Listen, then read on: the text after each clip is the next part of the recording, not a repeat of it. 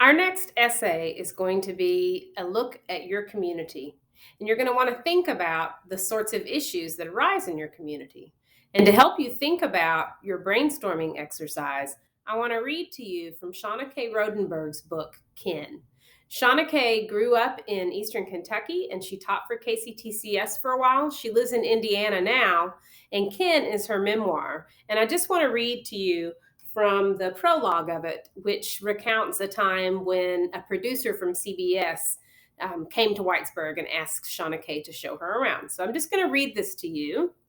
And this is from Ken. You can see the picture there next of the book, and I hope that you'll read it. It's really amazing. 2017. I'm trying to sneak 2 ounces of primo marijuana that I have carried all the way from Evansville, Indiana to Seco, Kentucky, past the producer of the CBS Evening News and into the double-wide trailer where my father anxiously awaits for it. 2 ounces is his minimum monthly preference, and we are nearing the end of the month. I can't see him, but I know he is cagey because he is always cagey. I am acting as a sort of guide for CBS, an ambassador to this region, the Appalachian Mountains of eastern Kentucky, often as inscrutable and inaccessible to outsiders as a war-torn third world country. I have begrudgingly become a tour guide, a bridge, a translator, and a mediator. I have done this work in some capacity several times, always unpaid, for independent filmmakers, for NPR, and now for CBS. This particular producer, a nervous, well-meaning blonde with doe eyes and the patrician bearing of a New England soccer mom, contacted me after she read an article I wrote about my job teaching English at a community college in eastern Kentucky. The piece detailed the experiences of some of my dual credit high school students who, after the foundation of their already rundown high school was irreparably damaged by nearby blasting, were crammed into a tiny middle school, where they remained 4 years later. The students, bright and full of promise, were fighting despair. The producer flattered me and called my left-leaning article enlightening and moving. She asked if I had experienced any blowback in painting a negative picture of local politics, and I explained that the superintendent of the high school had insisted someone replace me. He didn't want me teaching his kids. She said that CBS was putting together a news segment on the proposition of school choice in Appalachia and asked if I would be willing to help. I had reservations for many reasons: my fear of public speaking, my worry that I might somehow be responsible for yet another unfair, stereotypical representation of the mountains and the people I love. But I agreed, as I had before, because I believed school choice was just another way to undermine funding for Letcher County schools.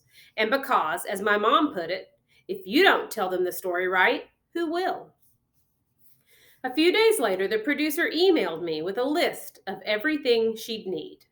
An interview with me, somewhere related to my childhood, she thinks maybe at a diner. B-roll of me in the country walking on a back road, photos from my childhood, photos of my parents or grandparents in a one-room schoolhouse, an interview with a passionate teacher who is against school choice but who voted for Trump, interviews with students from families experiencing hardship. She specifies father unemployed, drug issues, etc. Here she adds that they will conduct these interviews in a sensitive way.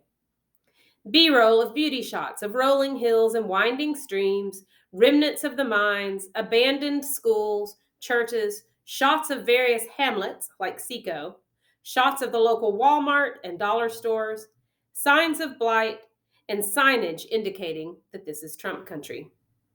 I told her how much I disliked Mountain Dew mouth and dirt floor stereotypes. I explained that not only are these stories hopelessly incomplete and exploitive, they also widen the chasm between Appalachians and outsiders, the last thing we need. She assured me she understands. She uses the word sensitive a lot.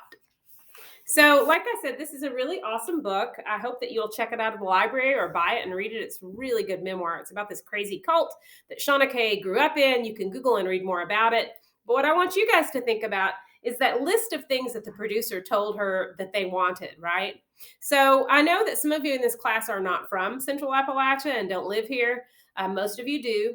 For this paper, you're going to think about your community or your neighborhood, however you want to define that, whether you want to define that as an actual neighborhood or as a town or as a county or as a region like Central Appalachia, or maybe you live in Central Kentucky, or maybe you live in Louisville and you want to talk about a certain neighborhood. Define community however you want for the purposes of this essay.